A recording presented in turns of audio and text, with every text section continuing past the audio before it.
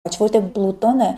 ջրհոսի կենդանակերպում է, նա մինչև 2043 թիվը այստեղ է լինելու։ Ուզենք թե չուզենք, կյանքը հիմնովին փոխվելու է։ Մենք պետք է ընդառաջ գնանք այդ փոփոխություններին, որպեսզի կարողանանք համընթաց գնալ տիեզերքի հետ։ Եթե չէ, ապա հետ կարող ենք մնալ եւ կարող ենք կորցնել այն շանսերը, որը կյանքը տիեզերքը տալիս է մեզ։ Սիրելի ջրհոսներ, ձեր առաջին տանը Պլուտոնն է, երրորդ տանը Խոյ եւ Նեպտուն, 5-րդ տունը Երկորյակում։ Հետաքրքիր է այս ինտելեկտուալ հաջողությունների դիրքավորումը, դուք ինքներդ պետք է կարողանաք ձեր կյանք քաշել այդ բոլոր փոփոխությունները։ Ես ձեզ ասեմ, որ մոտակա 1 տարվա մեջ այն անձինք, որոնք ջրհոսի կենդանակերպի ազդեցության տակ էին ծնված, մանավանդ ծնողներ, մայր, աղջիկ,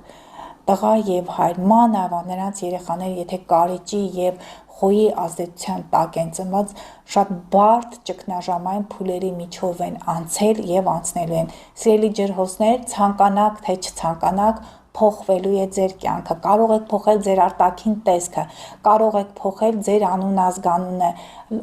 ամբողջապես կարող եք վերափոխվել, բայց այդ ամենը այնպես անեք, որպեսզի չվնասեք ինքներդ ձեզ, չվնասեք ձեր անվանը։ Խոյերն էլ կարող են փոխել, ես նաև նշել եմ այդտեղ, երկորյակներն է, շատ կարևոր տարի է ջրհոսների,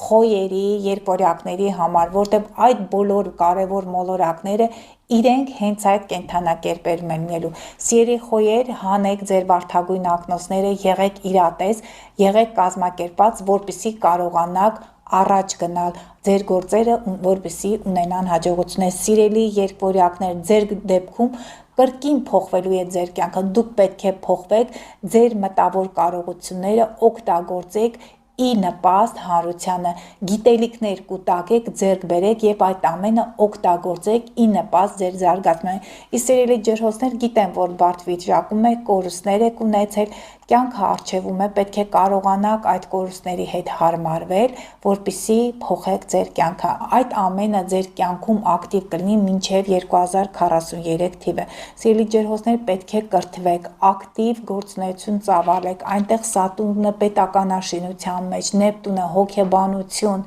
այնտեղ Նեպտունը դա այն վայրերն են, հասարակական կազմակերպություններն են, այդ դաշտերում ունեք հաջողություններ, նաև 5-րդ տունը այն ոլորտներն են, որոնք զբաղվում են երկորյակում երեխաների